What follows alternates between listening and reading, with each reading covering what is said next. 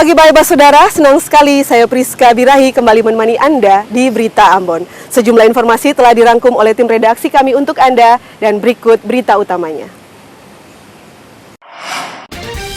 Kapal tanker tenggelam di perairan Kepulauan Tanimbar, 18 anak buah kapal diselamatkan tim SAR. Protes putusan pengadilan keluarga terpidana mengamuk di halaman kantor pengadilan negeri Masohi. Dampak kemarau panjang meluas sejumlah sungai di Maluku Tengah kekeringan.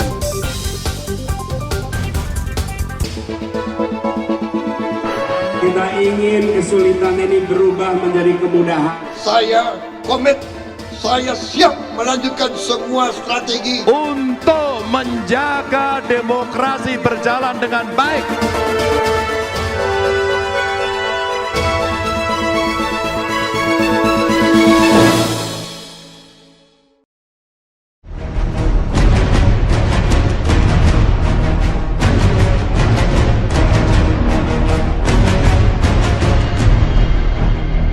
Sebuah kapal tanker MT Koan Indonesia bermuatan 3.300 ton minyak sawit tenggelam di perairan Tanimbar.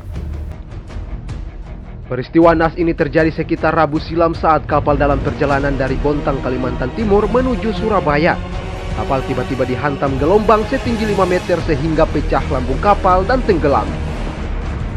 18 anak buah kapal selamat dalam musibah tersebut. Kapal tenggelam KM MT Koan Indonesia, kapal tanker yang mengalami tenggelam di sekitar perairan Somlaki, Kepulauan Tanimbar.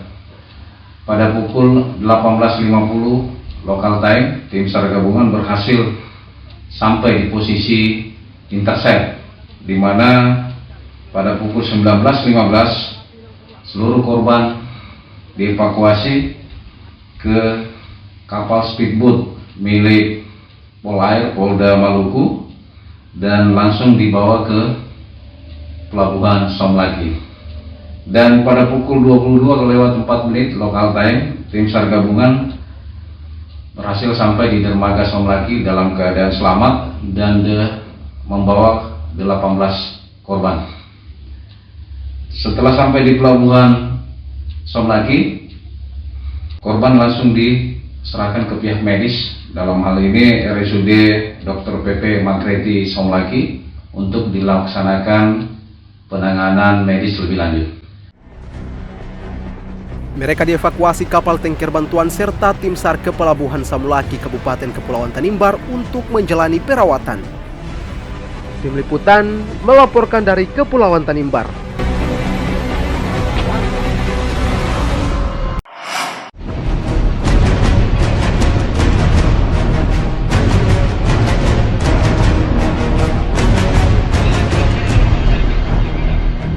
Tim SAR gabungan masih terus melakukan pencarian terhadap seorang warga Desa Tala, Kecamatan Amalatu, Kabupaten Seram bagian Barat yang jatuh di perairan Desa Tala. Dengan mengerahkan sejumlah armada Basarnas, pencarian dengan menyisir perairan tempat korban jatuh. Yakonias Eideul, umur 79 tahun, jatuh ke laut saat penangkapan ikan.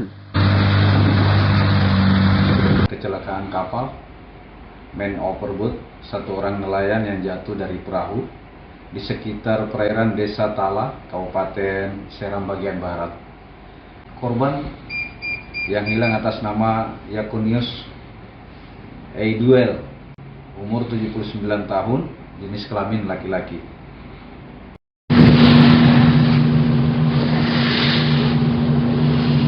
Pencarian terhadap korban terus dilakukan dengan memperluas lokasi pencarian. Tim Liputan melaporkan dari Seram bagian Barat.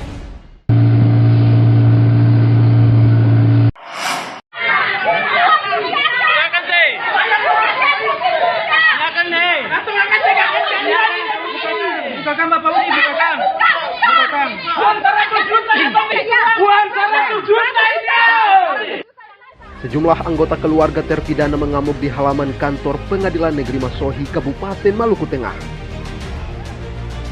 Mereka menolak putusan pengadilan terhadap mantan raja negerinya yang dianggap tidak adil. Dalam orasi, keluarga menolak putusan hakim yang menjatuhkan 9 bulan penjara kepada mantan Raja Negeri Haruru, Jakobus Matoke, yang didakwa pemalsuan ijazah saat dilantik menjadi kepala pemerintah Negeri Haruru.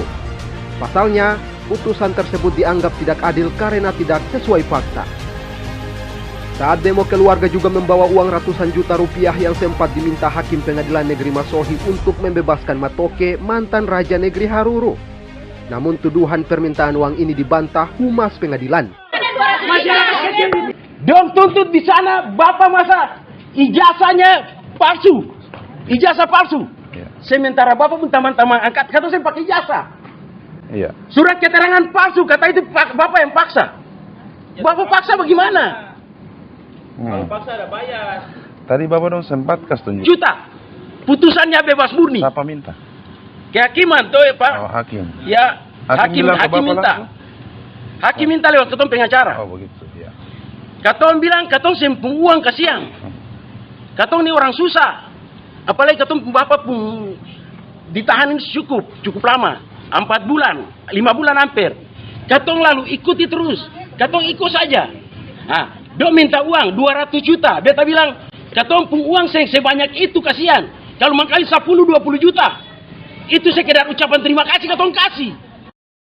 Hal tersebut mungkin saya akan membacakan terlebih dahulu pers rilis dari Humas Pengadilan Negeri Masohi terkait dengan menanggapi berita yang sudah muncul, bahwa poin pertama bahwa terkait dengan pemerintahan tersebut di atas, Pengadilan Negeri Masohi memberikan klarifikasi bahwa kejadian yang dituduhkan tersebut adalah tidak benar.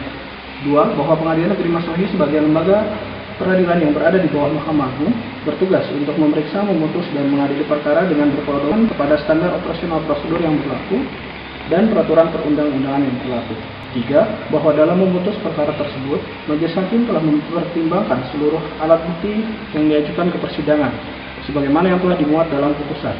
Dan apabila para pihak merasa dirugikan atau tidak puas dengan putusan pengadilan tersebut, maka pihak dapat menempuh upaya hukum sesuai dengan prosedur yang berlaku. Usai menggelar demo, keluarga terpidana membubarkan diri. Tim Liputan melaporkan dari Maluku Tengah.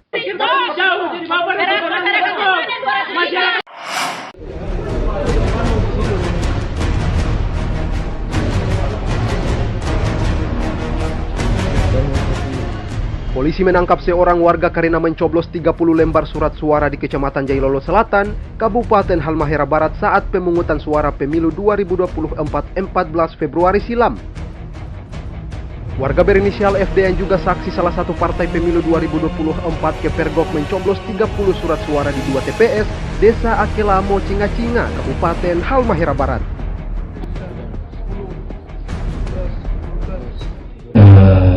Dugaan pelanggarannya yang dilakukan di salah satu TPS di Desa Akelamo Cinga-Cinga, Jailolo Selatan, Kabupaten Halmahera Barat itu dilakukan pada hari H pemungutan suara. Jadi ada indikasi pencoblosan surat suara sisa yang melibatkan jajaran KPPS dan saksi yang ada di TPS tersebut.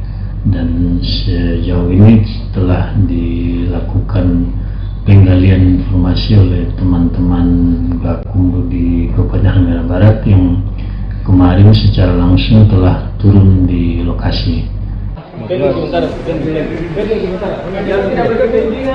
Kini FD ditahan polisi untuk menyelidiki motif pencoblosan 30 surat suara. Sahril Helmi melaporkan dari Halmahera Barat. Ibu. Kita ingin kesulitan ini berubah menjadi kemudahan. Saya komit, saya siap melanjutkan semua strategi Untuk menjaga demokrasi berjalan dengan baik.